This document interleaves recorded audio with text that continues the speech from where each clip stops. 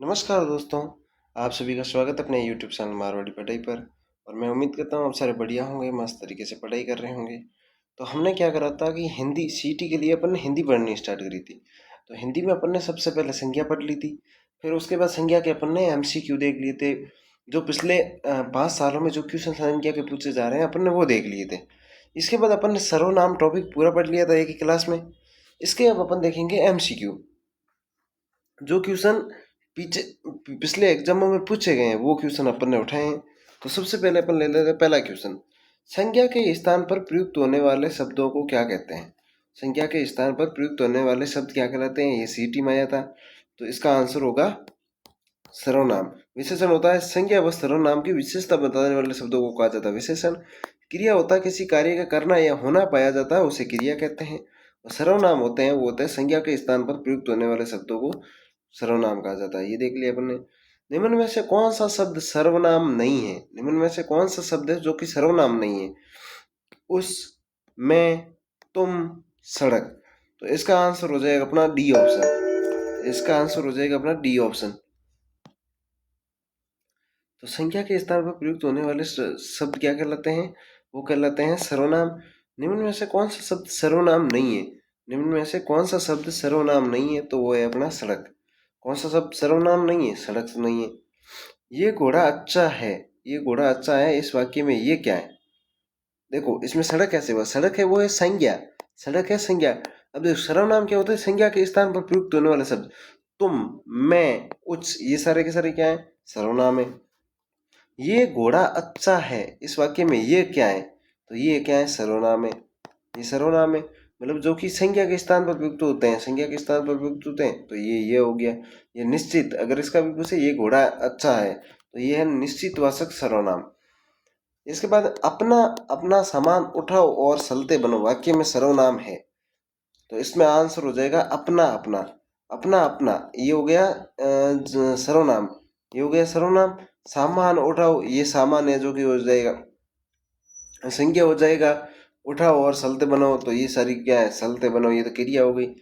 यह, वह, तुम, आप, ये सब क्या है? तो ये सब सर्वनाम है। ये भी देख लिया अपन ने।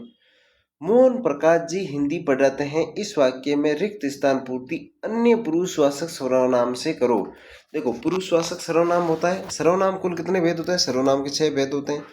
उनमें से पुरुषवाचक सर्वनाम के 3 भेद होते हैं। एक होता उत्तम पुरुष, एक होता मध्यम पुरुष, एक होता अन्य पुरुष।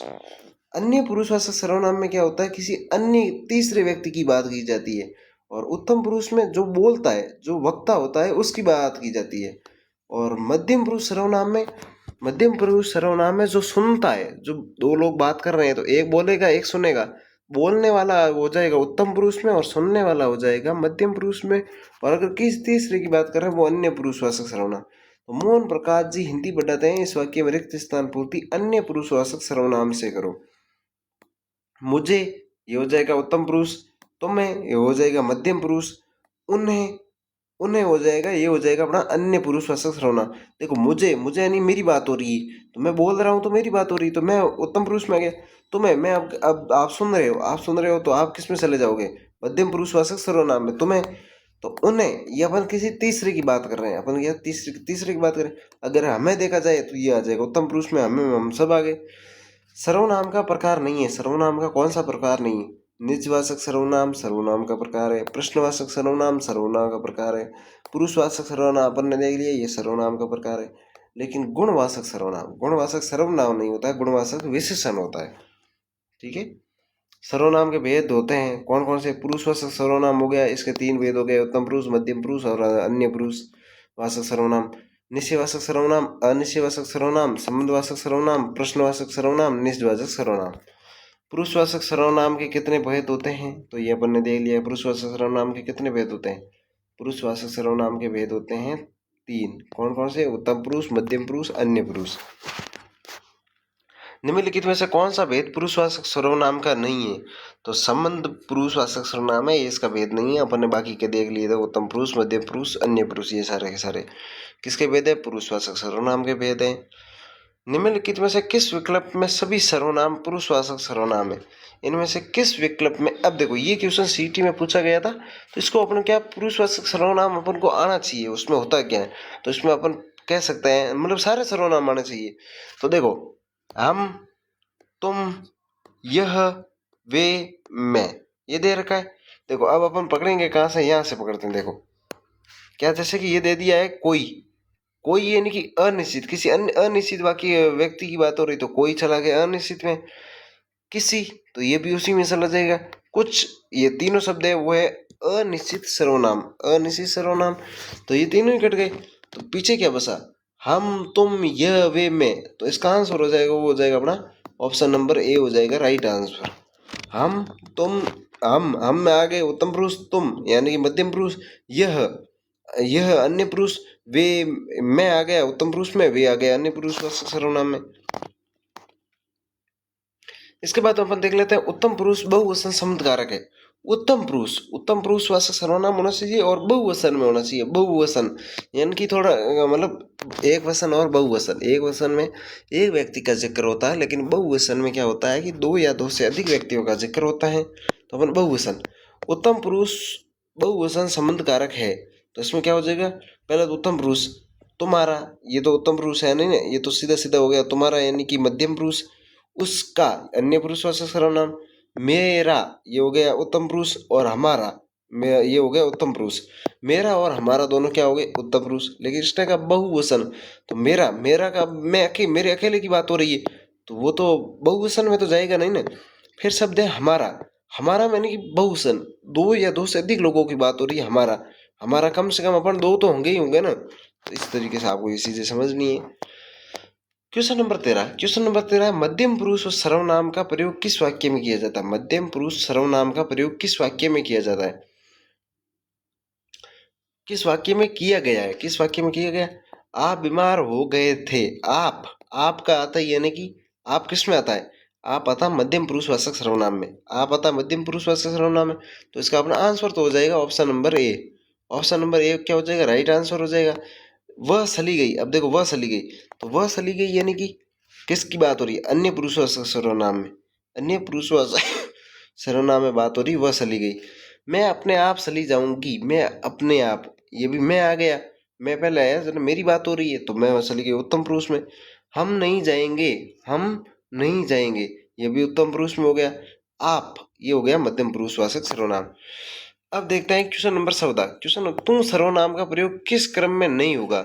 समीपता, अपमान, आत्मीयता, संबंध बताने। तुम का देखो अपमान में, अपमान, किसी का अपमान करना, तो अपन तुम कह के उसको क्या है थोड़ा नीचा दिखा सकते हैं। समीपता यानी कि अपन माँ को कहते हैं माँ, ए माँ तुम, तो यानी कि माँ को तुम कहते हैं, तो माँ समीपता हो गया, अपमान हो गया। अब विषय वैसे संबंध बताने और आत्मीयता है, तो इसमें आत्मीयता भी होता है। आत्मीयता भी मतलब नजदीक है, नजदीक कोई अगर दोस्त है अपना तो उसको अपन तू कह के बोलते हैं, तो आत्मीयता हो गया। लेकिन किसी का संबंध बताने के लिए क्या कहते, वो तुम है ऐसा नहीं बोल सकते, किसी दूसरे का संबंध बताने के लिए, ठीक है। तो इसमें हो जाएगा option number D right answer हो जाएगा। यह मेरी पुस्तक है, इसके बाद क्वेश्चन क्या है, यह मेरी पुस्तक है, इस वाक्य में यह कौन सा सर्वनाम है? इस वाक्य में यह कौन सा सर्वनाम है? तो यह मेरी पुस्तक है, तो इसमें अनिश्चयवाचक तो रहा नहीं ना, अनिश्चयवाचक तो रहा नहीं, क्योंकि यह मेरी पुस्तक है यानी कि निश्चित बात हो रही है, तो किसके ऑप्शन नंबर कौन सा राइट हो जाएगा? अपना ऑप्शन नंबर बी राइट हो जाएगा, ऑप्शन नंबर बी राइट हो जाएगा। यह मेरी पुस्तक है यानी कि निश्चित बात हो रही है, ये पुस्तक है वो मेरी है, तो इसमें निश्चयवाचक सर्वनाम हो गया। निम्नलिखित वाक्यों में से निश्चयवाचक सर्वनाम वाला वाक्य सुनिए, यानी कि ये जो वाक्य देख रहे हैं इनमें से निश्चयवाचक सर्वनाम किसमें? कोई आ रहा है, कोई आ रहा है यानी कि अनिश्चयवाचक कोई, देखो कोई आ रहा है, इसमें निश्चय तो है नहीं कि कौन आ रहा है, तो कोई आ रहा है, इसका मतलब ये ऑप्शन कट गया। आप कहाँ जा रहे हो, तो ये प्रश्नवाचक है और मध्यम पुरुषवाचक सर्वनाम भी है, तो ये नहीं हो सकता। वे हमारे नए पड़ोसी हैं, वे हमारे नए पड़ोसी है, ये इसका राइट आंसर हो जाएगा। इसमें निश्चित हो रहा है ना, किसी की जिक्र हो रहा है कि वे हमारे नए पड़ोसी हैं, ये हो गया। इसके बाद डी ऑप्शन है जो करेगा सो भरेगा, जो और सो आता है वो आता है संबंधवाचक सर्वनाम। इसका ये जो करेगा सो भरेगा, ये अपन ने संबंधवाचक सर्वनाम पढ़ा था, तब अपन ने इन सारी चीजों को देखा था।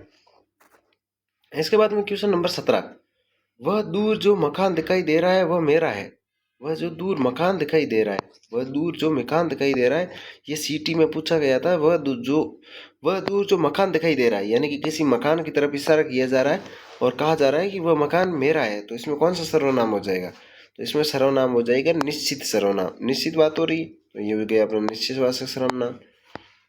अब ऑप्शन क्वेश्चन नंबर 18, निकट या दूर के व्यक्तियों या वस्तुओं का निश्चयात्मक बोध। निश्चयात्मक बोध का जिक्र हो गया। निश्चयात्मक बोध कराने वाले सर्वनाम को क्या कहते हैं? तो निश्चयवाचक सर्वनाम कहते हैं। ये खिलौने सुंदर हैं। इस वाक्य में ये शब्द क्या है? ये खिलौने सुंदर हैं। ये यानी कि निश्चित चीज का जिक्र हो रहा है, तो इसका हो जाएगा बड़ा निश्चयवाचक सर्वनाम। ये खिलौने सुंदर है, तो ये निश्चयवाचक सर्वनाम हो गया।